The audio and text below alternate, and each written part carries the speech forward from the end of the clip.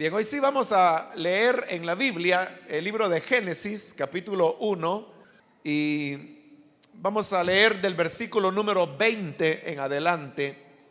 Dijo Dios: produzcan las aguas seres vivientes y aves que vuelen sobre la tierra en la abierta expansión de los cielos. Y creó Dios los grandes monstruos marinos y todo ser viviente que se mueve, que las aguas produjeron según su género, y toda ave alada según su especie. Y vio Dios que era bueno. Y Dios los bendijo diciendo: fructificad y multiplicaos, y llenad las aguas en los mares, y multiplíquense las aguas en la tierra. Y fue la tarde y la mañana, el día quinto. Continuamos ahora, hermanos, con el estudio de estos 6 días de la creación. Este día corresponde estudiar el quinto día, lo que Dios hizo en el quinto día de la creación. Y es importante, hermanos, recordar que hay dos cosas diferentes que se mencionan durante estos 6 días de la creación. Por un lado está lo que es propiamente la creación, que, como explicamos en su oportunidad, en el hebreo es una palabra que es la palabra bará, y bará lo que significa es crear de la nada. Pero luego está también lo que se llama las separaciones. Entonces, es importante distinguir cuando la Biblia está hablando de creación y cuando de separación.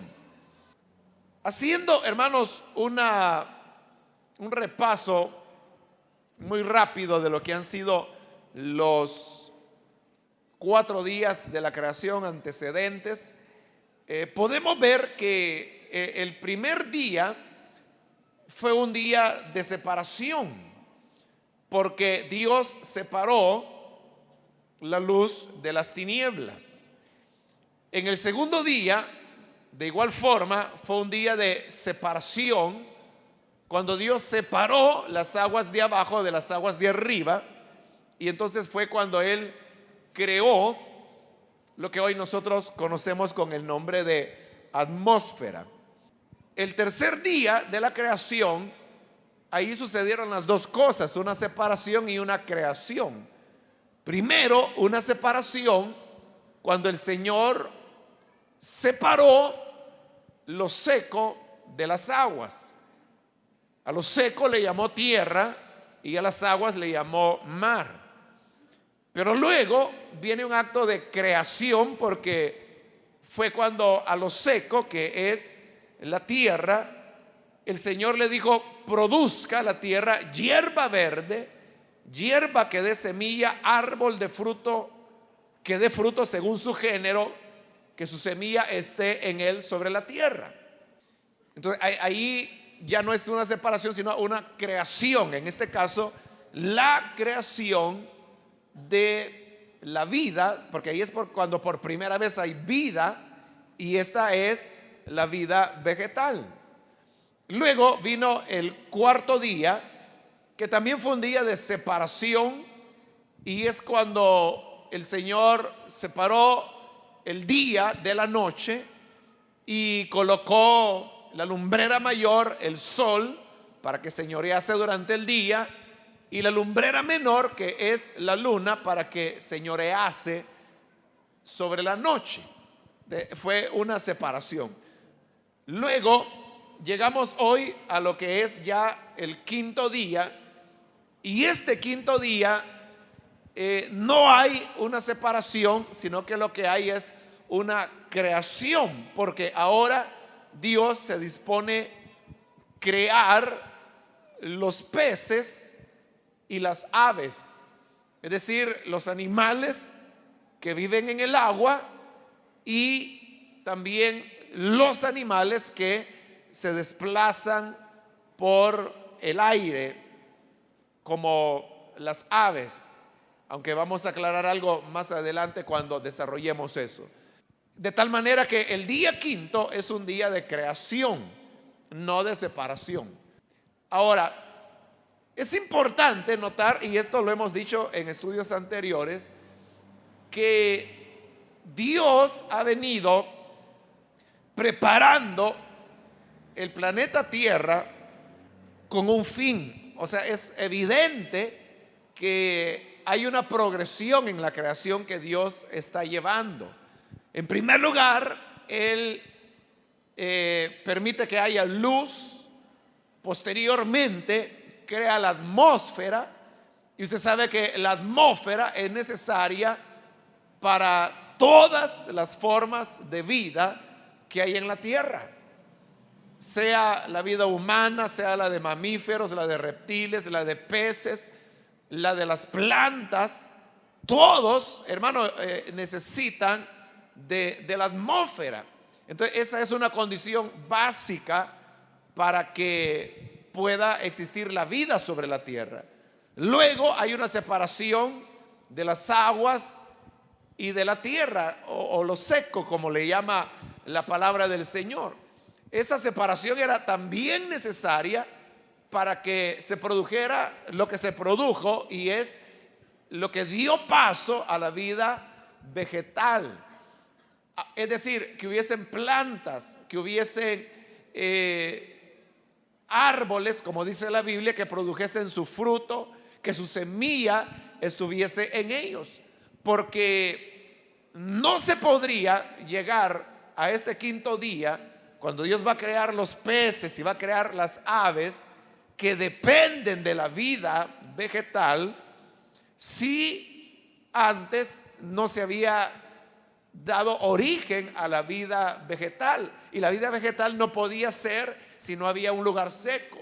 Y aunque hubiese un lugar seco, tampoco hubiera podido ser la vida vegetal si no había atmósfera.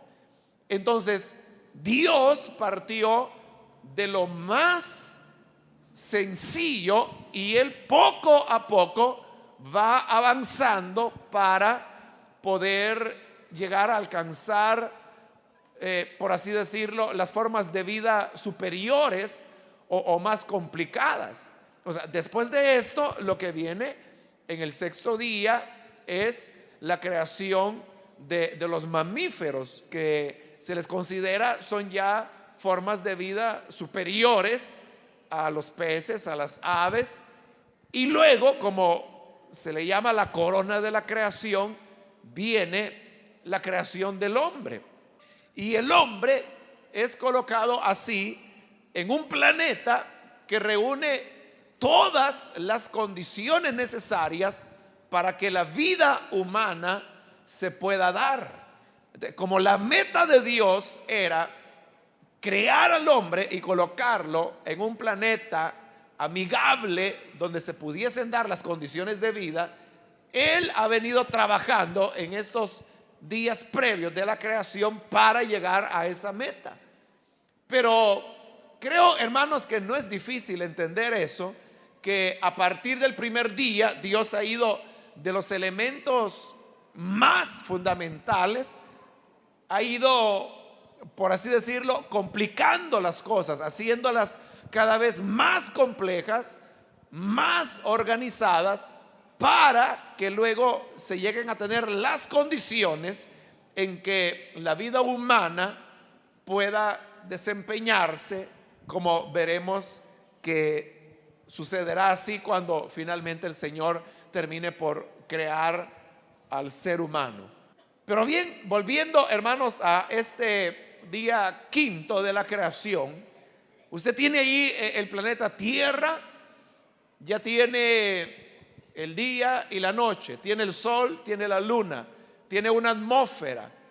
Los mares están ya ubicados dentro de sus límites. lo seco ha producido ahora todo el reino vegetal, los árboles, las selvas, todo lo que se necesita, las formas de vida que hay en el reino vegetal. Entonces ahora el siguiente paso, como ya dije, es crear los seres que se mueven en las aguas y los que vuelan por los aires. Y eso efectivamente es lo que el versículo 20 nos dice. Dijo Dios: produzcan las aguas seres vivientes y aves que vuelen sobre la tierra en la abierta expansión de los cielos. Hay varias cosas, hermanos, importantes que debemos acá mencionar. La primera de ellas es notar que esta es una creación que Dios hace, pero donde Él está partiendo de materiales que ya existen en el universo que Él previamente creó. Por ejemplo, cuando Él creó el reino vegetal, el Señor dijo: produzca la tierra. Eso significa que Dios tomó de la tierra los elementos básicos con los cuales Él dio origen a la vida vegetal. Pero ahora estamos viendo que lo que son los seres que se mueven en el agua y los que vuelan por los aires son producidos por las aguas. Entonces, los peces, las aves, son producidas por materiales que Dios toma de las aguas. Como más adelante veremos que Él forma al hombre también del polvo de la tierra. Así como Dios de la tierra produjo el reino vegetal, y más adelante veremos que de la tierra forma el cuerpo de los hombres, de igual manera Él hace que de las aguas se produzcan las formas de vida acuática y las que se mueven por los aires. Ahora, hay que recordar que cuando ahí habla de las aguas, se está refiriendo a los mares. Alguien podría pensar, bueno, el agua, uno sabe que la fórmula química es H2O. Eso significa que el agua está formada por dos átomos de hidrógeno que se combina con un átomo de oxígeno. Por eso es H2, que significa dos átomos de hidrógeno con uno de oxígeno. Eso da por igual agua. Entonces, pero solamente de hidrógeno y de oxígeno no es posible crear las formas de vida animal. Pero por eso digo, es importante entender que ahí no está hablando de agua químicamente pura, sino que está hablando de los mares. Ahora, las aguas de los mares no solamente tienen hidrógeno y tienen oxígeno, sino que tienen una cantidad tremenda de minerales, y por eso es que nosotros sentimos que el agua del mar es salada, pero esa sal es el resultado de la cantidad enorme de minerales que esa agua tiene. De tal manera que no solamente tienen las aguas de los mares hidrógeno y oxígeno, sino que tienen todos aquellos elementos fundamentales con la cual están creadas todas las formas de vida que hay en el universo. Cuando más adelante veamos que Dios crea al hombre del polvo de la tierra, vamos a hacer mención de los elementos constitutivos que hay en el cuerpo humano, y veremos que esos elementos están presentes en todo el universo y en todas las formas de vida, e incluso en todo lo material que hay en el universo. Entonces, lo que quiero decirle es que no hay ahí ninguna contradicción. Se está dando un dato que científicamente es del todo posible y del todo comprobable, ya que en las aguas marinas existen los elementos fundamentales con los cuales se pueden crear todas las formas de vida que se mueven en el agua y que vuelan por los aires, de tal manera que en eso no hay una contradicción.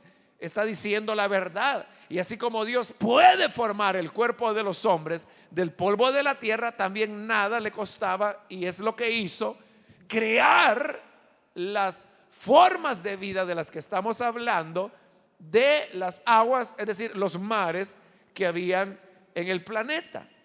Ahora, cuando ahí dice produzcan las aguas seres vivientes, no está diciendo, porque no es esa la idea, que el reino vegetal que fue creado en el día anterior no sean seres vivientes. Cualquiera de nosotros sabemos que las plantas son seres vivientes, pero cuando aquí a estos se les llama seres vivientes, se les llama así porque son seres que en una escala de clasificación taxonómica, se llama, tienen un nivel superior, y algunos incluso les llaman a estas formas de vida que tienen cierta conciencia, aunque últimamente también se ha descubierto que las plantas también tienen cierto nivel de conciencia, de sensibilidad, por supuesto muy primitiva, pero la poseen. Ahora, es más evidente esas formas de conciencia en los peces, en las aves.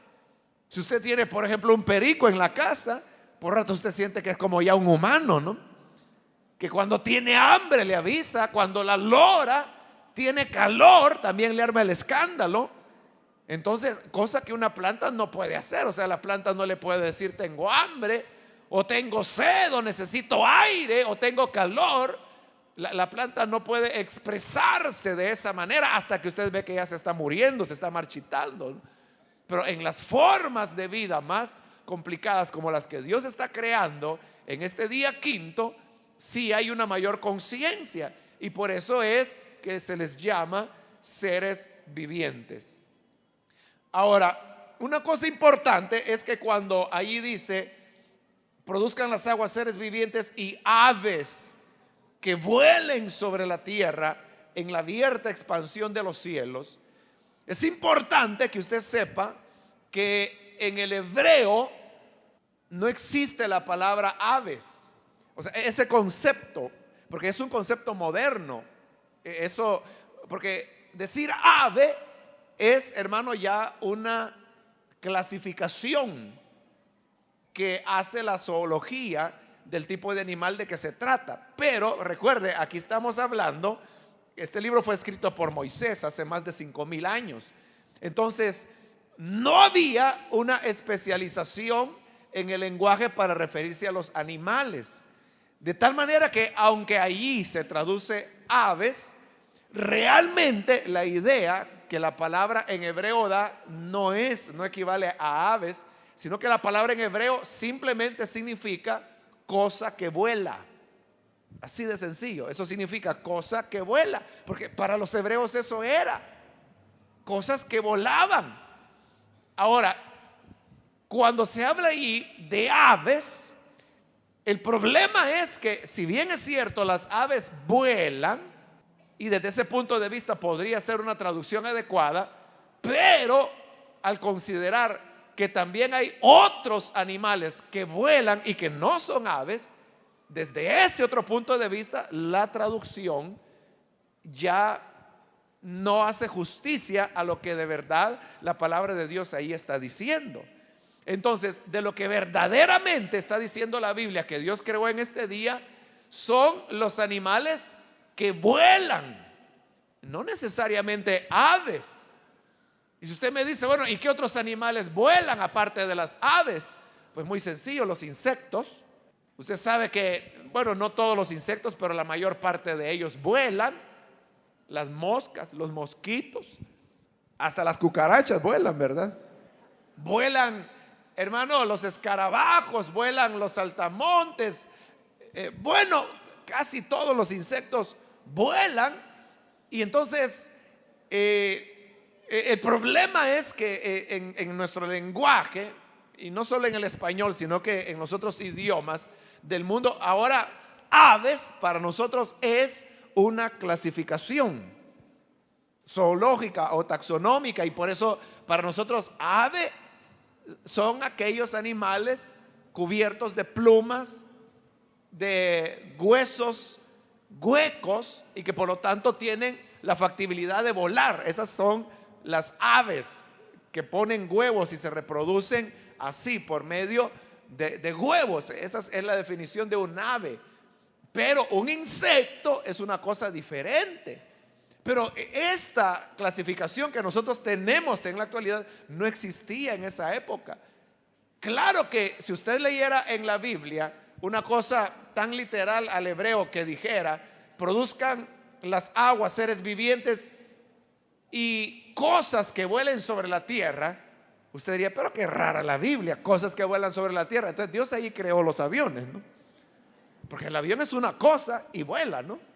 Entonces, precisamente porque sonaría una traducción tan, ¿qué le digo?, tan simplista, es que los traductores de la Biblia prefirieron poner aves. Pero el problema de poner aves es que deja por fuera todos aquellos otros animales que también vuelan y que no son aves. Por eso es que hay personas que tratan de encontrar contradicciones en la Biblia que realmente no tienen razón de ser. Porque más adelante Moisés escribió el libro de Levítico. Y usted sabe que en el libro de Levítico Moisés hace una lista de animales limpios y animales impuros. Pero entonces viene y dice: de estas aves no podrás comer, porque son animales inmundos. Y comienza a dar nombres de aves que no se pueden comer. Y entonces dice: el pelícano, la gaviota, la lechuza, entre los que recuerdo ahora. Pero de repente viene y dice el murciélago. Y entonces muchos han dicho: ¡ah, ya ve! ¿Cómo puede ser eso la palabra de Dios? ¿Cómo es que dicen que la palabra de Dios no tiene error si allí dice que el murciélago es un ave? Pero ¿cuál es el problema con el murciélago? Que el murciélago no es un ave, el murciélago es un mamífero que vuela, pero es un mamífero. Entonces, ¿qué? ¿Se equivocó la Biblia? No, porque otra vez, ¿qué es la palabra que utiliza Moisés en Levítico? Aves. Pero ya dijimos que aves no existe en el hebreo. ¿Qué es lo que existe en hebreo? Cosa que vuela. Entonces lo que Moisés escribió fue: de las cosas que vuelan, estas no podrán comer: el pelícano, la lechuza, el murciélago. Porque vuela, es una cosa que vuela. Entonces, el problema no es que Dios se haya equivocado y que Dios es un ignorante y que desconoce lo que los niños que van a la escuela, que van a sexto, séptimo grado, conocen ya: que el murciélago no es un ave, sino que es un mamífero. Pero Dios sí lo sabe. Lo que pasa es que Él utilizó un idioma donde el concepto de ave no existía de por sí. Ahí el problema ha sido de los traductores de la Biblia. No es Dios quien se equivocó. Lo mismo es lo que está sucediendo acá. De tal manera que podemos pensar que no solamente Dios creó las aves, sino también los insectos, porque son cosas que vuelan. Entonces, eso únicamente, hermanos, para que nosotros tengamos claro: los insectos son los animales más abundantes que hay en el planeta Tierra. Hay más animales que ninguna otra especie de vida sobre la tierra. Más insectos, perdón. Hay más insectos que ninguna otra especie de vida. Hay más insectos que hombres, más insectos que plantas, más insectos que todas las formas de vida de la tierra. Son los seres más abundantes que hay en el planeta Tierra. Entonces, su creación tuvo que haber estado en el día quinto, porque también los insectos son cosas que vuelan. No sé si me estoy dando a entender, hermano. Digo esto, hermano, porque hay muchas personas que usted sabe que toman la Biblia como que si fuera una colección de historietas y que dicen: eso de la creación es pura fantasía. Eso es un invento, eso no fue así. Los animales son el producto de la evolución.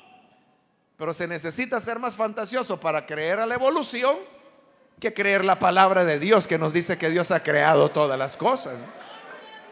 Claro, la gente que no comprende elementos como los que estoy mencionando, encuentran en la Biblia, según ellos, errores que realmente no son errores por las razones que le he estado explicando.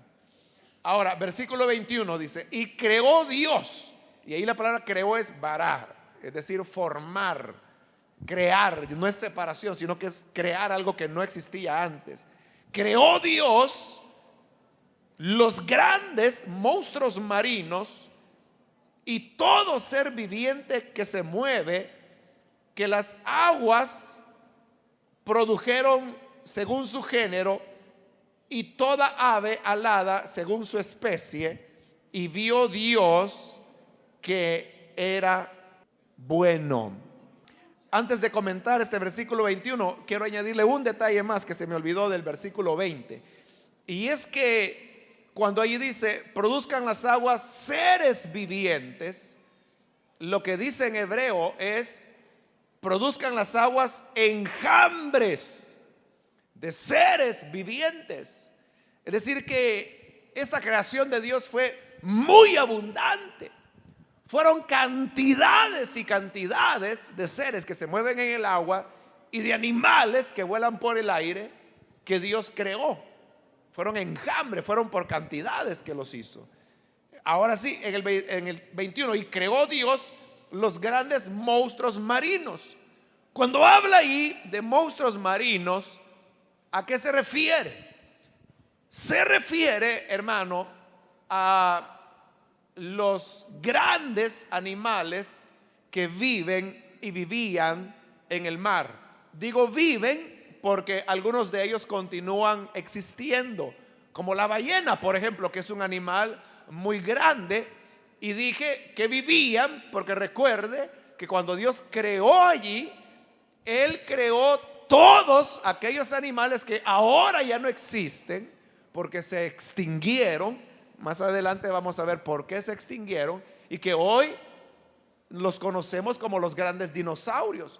Pero recuerde que dinosaurios no solamente fueron los grandes reptiles terrestres que se movieron en la tierra, también en las aguas hubo especies de animales muy grandes, del tamaño de la ballena y algunas veces mayores que la misma ballena, que hoy ya no existen, que dejaron de existir por razones que ahí por el capítulo 9 vamos a ver por qué se extinguieron los dinosaurios.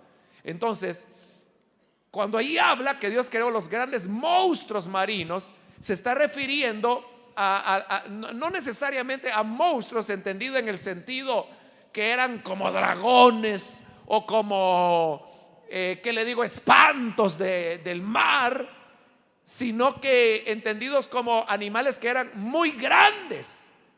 Ahora, ¿por qué la Biblia hace un énfasis en que Dios creó los grandes monstruos marinos? Es por la siguiente razón. Y es que en la época cuando Moisés escribió este libro de Génesis, había la creencia generalizada en las culturas, sobre todo en la cananea, que es donde Israel iba a entrar para poseer la tierra prometida, que en el origen del mundo, desde el punto de vista pagano, el mundo había sido creado por Baal, aquel famoso ídolo que aparece muchas veces en el Antiguo Testamento y que tantos problemas le causó a Israel. Pero la historia decía que Baal había tenido una lucha con los monstruos que había en los océanos y que Baal logró derrotar a esos monstruos y que habiéndolos derrotado, entonces Baal dio origen a el mundo de los hombres. Y así es como dentro del concepto pagano los monstruos marinos eran como los capaces de poder enfrentarse a su Dios, que era Baal. Pero cuando Moisés viene y dice, Dios creó los grandes monstruos marinos, es como que si él dijera, bueno, si los monstruos marinos para Baal fueron un problema, para Dios no es ningún problema, porque Él los creó como criaturas de las aguas. Amén. Entonces, esa es la razón por la cual Él hace una mención específica de los monstruos marinos, para dejar por sentado que el Señor que creó los cielos y la tierra es más grande que todos los monstruos marinos que puedan haber en las aguas del mar. Y no como en el caso de Baal, que tenía que pelearse con las ballenas, ¿no? Nuestro Dios los creó como mansas criaturas, ¿no? Y luego dice, y todo ser que se mueve, que las aguas produjeron según su género. Es decir, que ahí comenzó a ver todas las clases de vida que hay en los mares, los peces, los moluscos. Comenzaron a haber cangrejos, tortugas, comenzaron a existir los tiburones, el atún y todo lo que usted sabe que existe, ¿no? Las langostas, el salmón, todas las formas de vida acuática, los pulpos, los calamares, todo fue creado por Dios. Y luego los animales que volaban, que podían ser aves, podían ser insectos, pero todas las cosas que volaban fueron creadas por Dios. Ahora, algo importante es que dice que Él los creó según su género. Y luego dice que toda cosa alada según su especie. Pero note, Dios creó diversos géneros de animales acuáticos y creó diversas especies de animales alados que vuelan. ¿Qué significa eso? Que siempre el universo, o los animales más bien, han sido lo que son ahora. Digo esto porque la teoría de la evolución enseña lo contrario. La teoría de la evolución dice que la vida se originó en el mar, dice la teoría de la evolución, con los seres unicelulares como bacterias que comenzaron a complicar sus organismos, luego llegaron a ser pequeños peces, estos peces se convirtieron en anfibios, los anfibios en aves, hubo otras ramificaciones que dieron paso a los reptiles. Pero ¿cuál es la idea? Que de un solo género o de una sola especie se fueron multiplicando diversos géneros, o sea, géneros engendrando otros géneros, especies de animales generando otras especies de animales, hasta formar la diversidad biológica que existe hoy en día en la tierra. Eso es lo que enseña la teoría de la evolución. Pero la Biblia lo que dice es que Dios creó todos los géneros tal y como existen ahora, y además creó todas las especies de los animales alados tal como los conocemos ahora. Ahora, quiero decirle que la teoría de la evolución nunca pasó de ser una teoría, que nunca pudo ser probada. Y hace muy poco tiempo, 2, 3 años atrás, usted sabe que en los últimos años la medicina genética o la genética ha tenido un avance como no lo había tenido desde los albores de la civilización humana, ¿no? O sea, la genética es uno de los campos de la ciencia que más han avanzado en los últimos años. Y uno de los descubrimientos que la genética ha hecho es que la evolución es imposible. Es imposible porque se ha demostrado que una especie animal no puede evolucionar para convertirse en otra especie. Genéticamente es imposible, o sea, no se puede dar. Y eso no lo están diciendo teólogos, no lo están diciendo cristianos, lo están diciendo los científicos dedicados al estudio de la genética. Hace 2, 3 años todos estos resultados los publicaron en un libro que se llama La caja negra de Darwin, se llama precisamente. No es un libro religioso, es un libro científico. Y lo que allí demuestra es que la evolución es imposible. O sea, genéticamente no puede una especie evolucionar para convertirse en otra.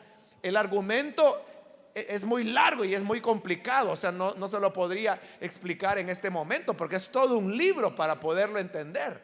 Pero si usted tiene oportunidad de encontrarlo, sobre todo si puede leer inglés, porque en español no creo que está en inglés, pero si usted lo puede encontrar, entonces ahí está todo el argumento y ahí se demuestra que no puede una especie genéticamente evolucionar a otra. Entonces, ese es el golpe ya con el que le pusieron la lápida a la teoría de la evolución.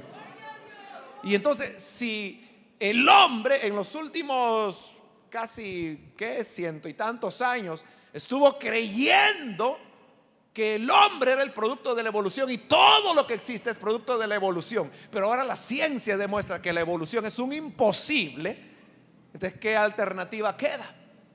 Volver al lugar donde los cristianos siempre estuvimos, creyendo en un Dios que ha creado los cielos y la tierra, porque no hay otra explicación para el mundo tal como lo conocemos ahora. Y por eso es tan importante volver al libro de Génesis para saber cómo Dios hizo todo lo que existe. La parte final del versículo 21 dice: y vio Dios que era bueno. O sea, una vez más, que era bueno, no por el hecho de que intrínsecamente los seres acuáticos y los seres alados fueran buenos, sino que eran buenos para el propósito que Dios tenía. ¿Y cuál es ese propósito de Dios? Crear al hombre. Estos seres eran buenos para asegurar la subsistencia del género humano. Y por eso es que hay insectos. Alguien diría, bueno, pero nosotros no comemos insectos. Bueno, nosotros no, pero hay otros países donde sí se comen los insectos. Pero quiero decirle que los insectos no solo sirven para comerse. Los insectos, por ejemplo, son vitales para que muchas veces se pueda producir la fecundación en las plantas, para que pueda haber maíz, para que pueda haber frijol, para que pueda haber, todo lo que proviene del reino vegetal. Los insectos juegan un papel determinante. Entonces, Dios vio que era bueno, que los peces que había ahí en el mar, el bagre, el pez espada, que todo eso, hermano, era bueno para la subsistencia humana. Que los seres alados, y ahí entre los seres alados, hermano, estaba el halcón, el águila, el zope, la paloma, la codorniz, la gallina, todos los seres alados, los insectos, todo lo que vuela. Y todo vio Dios que era bueno para asegurar la subsistencia del ser humano, que Dios está por crearlo. El versículo 22: y Dios los bendijo.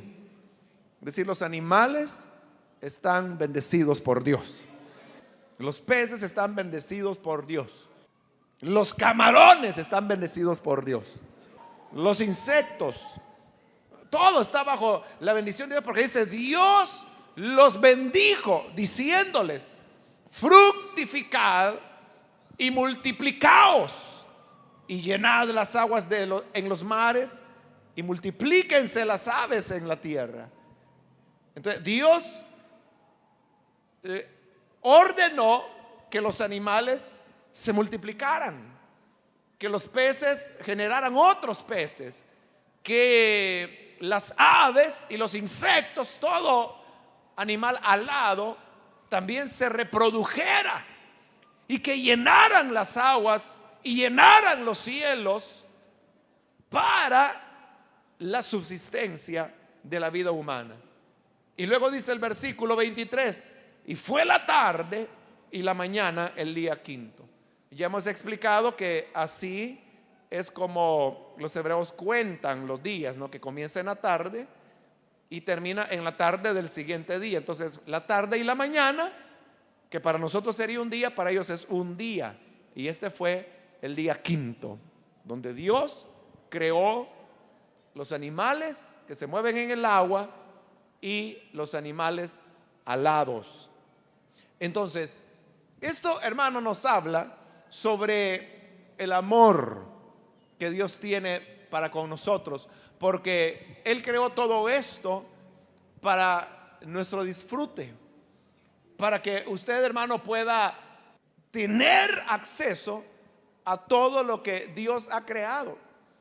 Claro, el hombre, al caer en pecado, comenzó a crear estructuras pecaminosas que le impiden al hombre poder tener muchas veces acceso a cosas que Dios creó para él.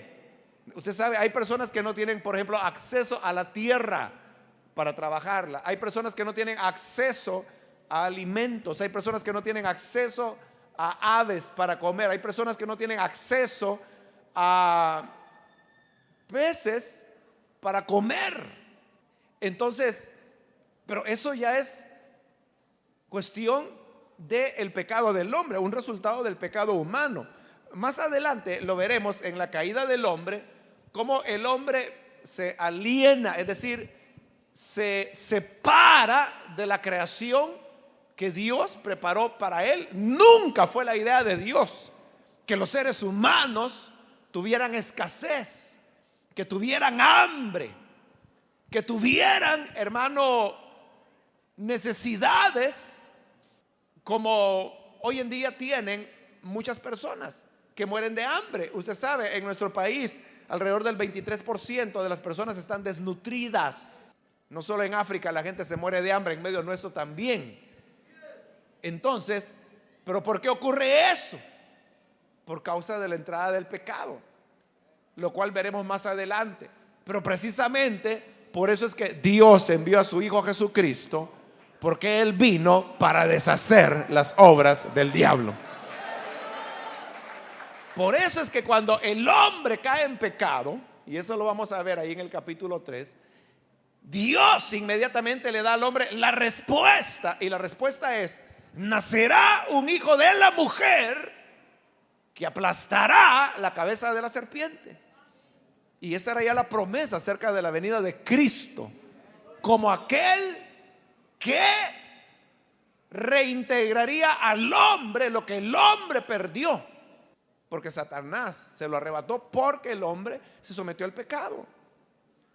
Esa transformación es la que el evangelio debe producir, porque de otra manera no es el evangelio.